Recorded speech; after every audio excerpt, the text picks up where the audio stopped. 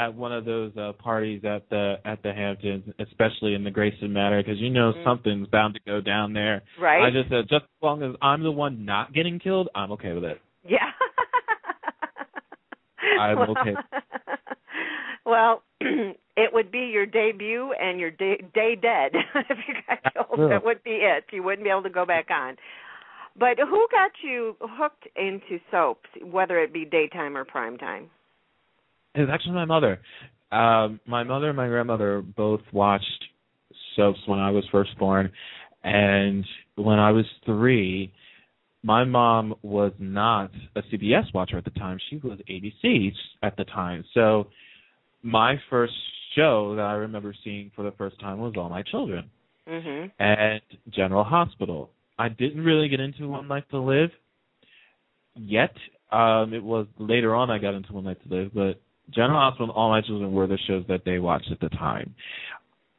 So I didn't really watch it.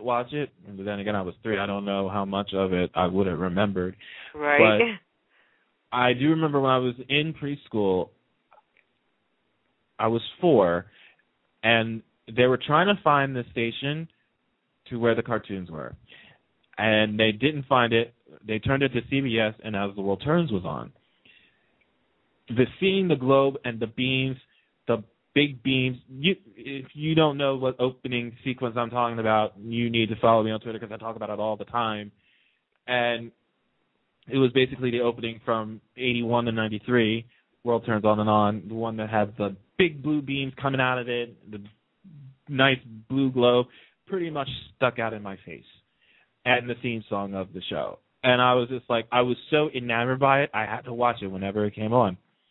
And, of course, I was always in school when it came on. So there was an instance where they taped it for me so I could see it. And, Guiding Light was the soap that came on when I got home.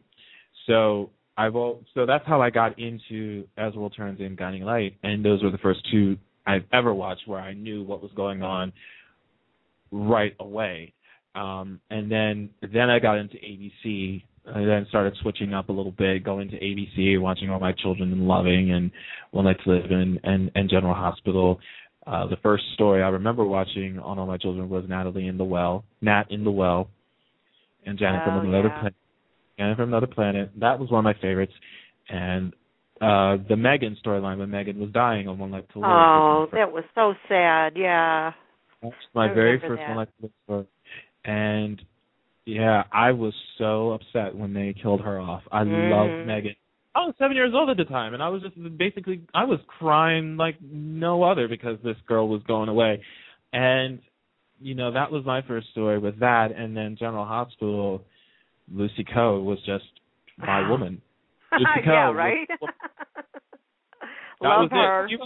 She was the first character of General Hospital I remember, as well as Jason Quartermain at the time before he became Morgan. So those were the staples over there, and Laura Wright on Loving. So there was people I associated with on these shows as to why I kept watching them, and then that's when I started getting into storylines in particular after that, once I started watching it. So it was more characters at that point as to why I watched these shows, but then it then developed into watching them for the storylines that were playing out as well. So my mom and my grandma got me onto that, so I blame them. Did they ever start watching the CBS soaps too, or they just stuck with ABC? My mom started watching CBS, and she remains with CBS to this day. She hasn't been watching them a lot lately, but she knows what's going on. And my grandmom was an ABC watcher. She stayed with ABC until after All My Children, One Life to Live got canceled, and she stopped watching ABC daytime once they were gone. She doesn't even watch GH anymore, which is a shame. But yeah, she doesn't watch it anymore. I don't know why. Did you tell her who's all back? I haven't. And ironically, the funny thing of it is, I just found out now they think that it's canceled. I had to tell them it just moved to a new time slot. It's still on the air. Oh, my gosh. I think if you tell her, who's all back on there, like from back in the day, then they might start watching again. Yeah, my mom especially, she was like looking at Y&R the other day, and she saw that Steve Burton is now on the show, and she was like, "Oh my gosh, I can't believe they got Jason on Y&R now." Yeah. And I was like, yeah, I like him actually on the show. I love what Steve Burton is doing as Dylan. You know, it's a very different change from Jason on GH. I kind of like him over here. Yeah. Because he does have a personality. So. Well, it's funny because, you know, when you've watched somebody for so many years on one soap, you can't picture them on another soap or a TV show, whatever, film, you know, wherever they decide to go. But once in a while, like Steve Burton, I accepted him right away as Dylan. I mean, it's just so strange that there was no moment of time where I said, oh, this is not going to work. You know, I still see him as Jason, which, of course, you know, I still do, but I can also accept him as Dylan. I think he's phenomenal in the role. Anything else you wanted to add to co-host before I added my piece? No. Well, now I was just letting you guys talk and enjoying listening, actually, because I do my fair share of talking. But yeah, I have always been a CBS daytime fan, and so. But I was one of those CBS daytime fans that knew who the big hitters were on the other soaps, on the other networks. And, you know, Steve Burton's a good example. I mean, and I remember flipping over to GH on occasion and seeing him, and he always looked like this really tough guy, you know. And then, but I was so excited to have somebody new in the mix at Y&R, be it Steve Burton or whoever. I was so glad to finally have somebody in the mix, you know, that kind of shook up the whole Nick Adam dynamic, and I really like him in that role. I mean, I like his character, and you know, and I'm just going to put it out there. I think Avery's crazy. I like her with Nick, but I wish she was with Dylan. So that's kind of my two cents worth about him. I'm ready for Sharon and Dylan. I'm ready for that. Me too. I'm ready, willing, and able right now for those two to happen. Anything is better than Sharon and Adam right now at this point. I can't deal with that again. I will not go down that road. But I am very interested to see where they go with Sharon and Dylan on the show. So I'm pulling for that at this point. I'm also enjoying what they're giving to Melody Thomas Scott. She deserves a storyline, and she deserves to be front burner. And with this MS story, you know she's gonna knock it out of the park. You know, there's just no denying it. So I'm very, very, very happy that she is doing some work, and they're definitely giving the work to her. You know, I know a lot of people had the reservations when Jill Farren-Phelps came into the role of executive producer at the show when Maria Bell was released, and I was one of them. I was one of those people who of course, I was too. Her. Yeah, obviously, because we know the track record that she had. Right. We assume the track record that she had, especially with General Hospital and at Guiding Light and at Another World. But she's proven me wrong on some fronts. Of course, you know, there are going to be friends of Jill that's going to pop over there. Why the hell not? If they are working, and most of them are veteran actors that we like seeing. Of course they're going to pop up. But if you treat your vets well and you don't shy away the Y&R audience, we will remain behind you. So I was very pleased to hear that, you know, they were giving Melody this story. They're doing some of these promotions with it. Angelica McDaniel, mad props to her for coming in here and rejuvenating CBS Daytime. I agree. I agree. Yes. She has been a true godsend right now for CBS Daytime in recent years that a CBS Daytime vice president was not able to do. It just seemed like they did not even give a care to any of their lineup. She's coming in, especially a soap fan herself, trying to make the daytime lineup work and work in such a way where they don't have to use so much money but still make it look good.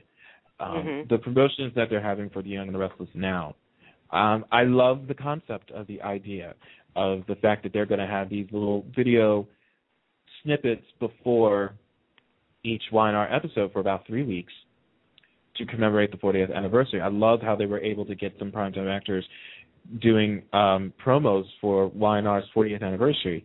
You know, the one thing I did agree with Roger Newcomb was that they could have done something to where they had Y&R cast members who used to be on the show come back and do something like this, and not just those that are currently on the show, which I kind of would have loved to see. I would love to see what Trisha Cast is up to right now, and Beth Maitland, anything else.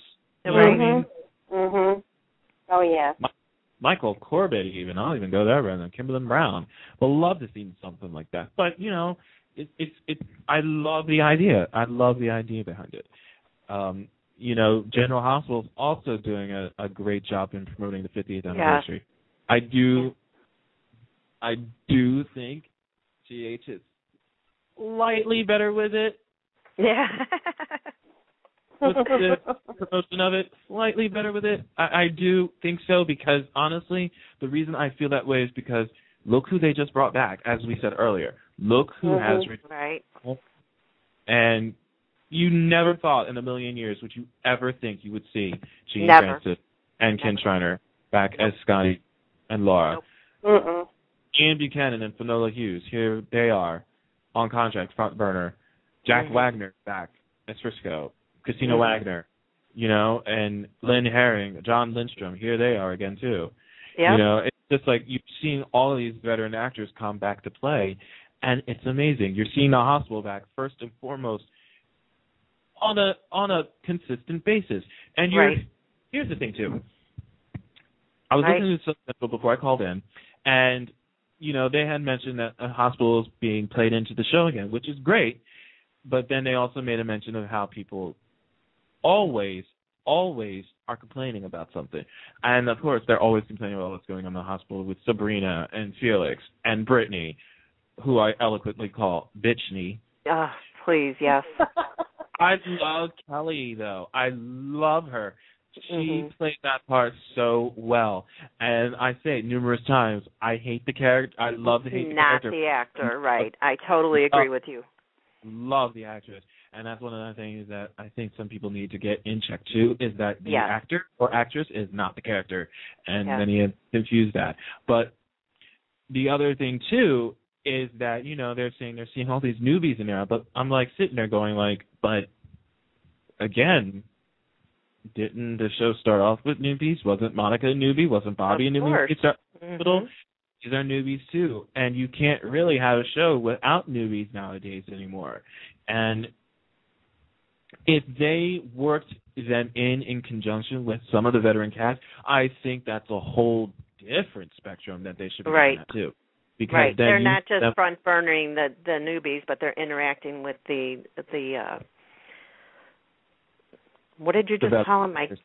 The veteran actors. The veterans, thank you. My mind just went blank, but with the veterans. But then, too, you know, obviously, you know, they want Monica shown some more. Great. I agree with that, too. You know, Monica should be shown in the hospital a little bit more. Show some of the Dr. Quartermain. But really, who else in General Hospital besides Patrick and Elizabeth that are there that have been around for a long time, that they could have easily interacted with? You have to bring in somebody fresh and new into the scene. And I love Felix. Love Felix to that. I do too. And he's probably the actor. I don't know your real name, but he is a breath of fresh air right now on that show. Every time he's on, I love the guy to death. Work is what he says. So love him to death on that show. And watching Jane Elliott front burner right now, even with the whole pickled Lila thing, is just absolutely amazing, because no matter what, these people are getting the chance to finally play and be front burner now, and they never were before. No matter what. I mean, there have been some instances where Guzza did have some good stuff, but you never would see them showcase like this under his tenure. Never. Right.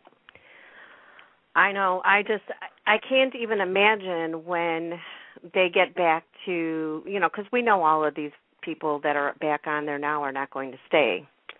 And I just can't imagine GH without them again. it's almost like it's wonderful that they've been brought back, but then we got a taste of what it was like before, and we love it, and then shortly they'll be gone again. Yeah, exactly.